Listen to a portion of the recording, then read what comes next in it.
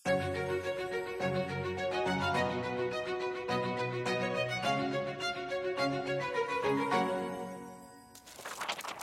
Z, generasi yang digadang-gadang susah untuk membeli rumah karena tidak mampu secara finansial. Berdasarkan survei Jakpat yang berjudul Property Perspective from Gen Z mengungkapkan sebanyak 587 dari 1194 responden memilih tidak mau membeli properti. Mereka lebih memilih untuk sewa karena belum siap secara finansial.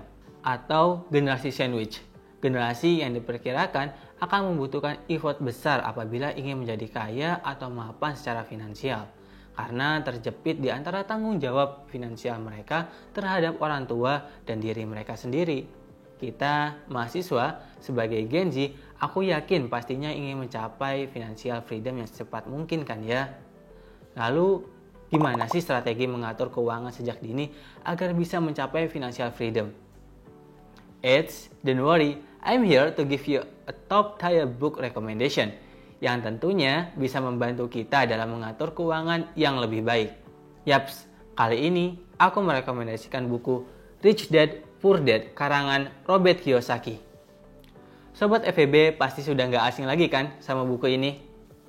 Oke, so di dalam buku ini Robert bercerita tentang bagaimana dua sosok ayah yang memiliki sudut pandang berbeda dan kontras terhadap beberapa hal, khususnya masalah uang.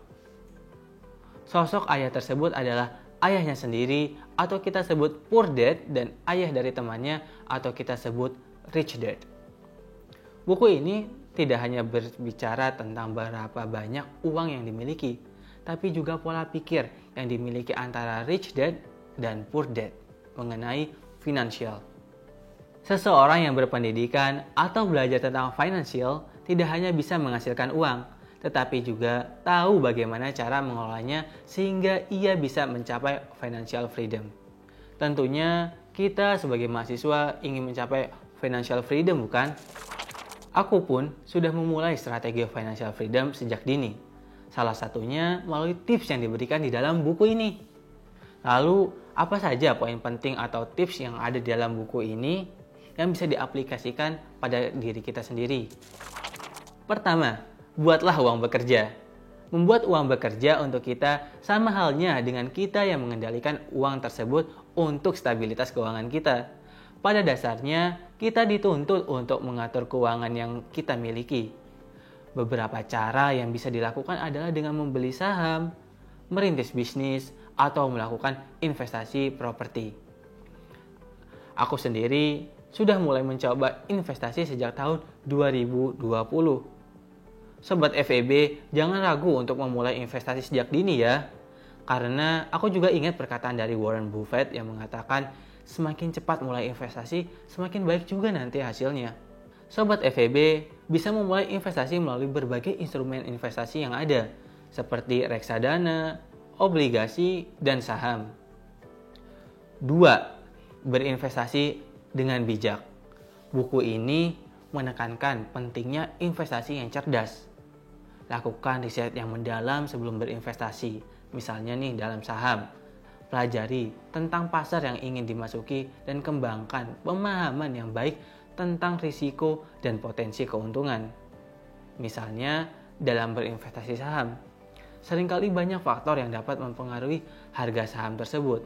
Misalnya nih, gejolak ekonomi, pemilu yang terjadi saat ini, inflasi, dan yang lainnya. 3. Tingkatkan literasi keuangan. Sobat FEB perlu untuk mempelajari dan memahami konsep dasar keuangan seperti aset, liabilitas, arus kas, dan bagaimana menghasilkan uang dari aset itu sendiri. Mengembangkan literasi keuangan adalah langkah awal yang penting untuk mengelola uang dengan bijak. Itulah beberapa tips yang sudah aku aplikasikan dan tentunya Sobat FEB harus aplikasikan untuk segera mencapai financial freedom lebih cepat. Setiap langkah yang kita ambil hari ini adalah investasi untuk hari esok yang lebih cerah. Salah satu quote yang menarik yang aku suka dari buku ini adalah "Don't be addicted to money, work to learn. Don't work for money, work for knowledge." Gimana nih Sobat FEB? Tertarik nggak buat baca lebih lanjut tentang Rich Dad Poor Dad karangan Robert Kiyosaki? Aku tunggu ya reviewnya. Happy reading Sobat FEB!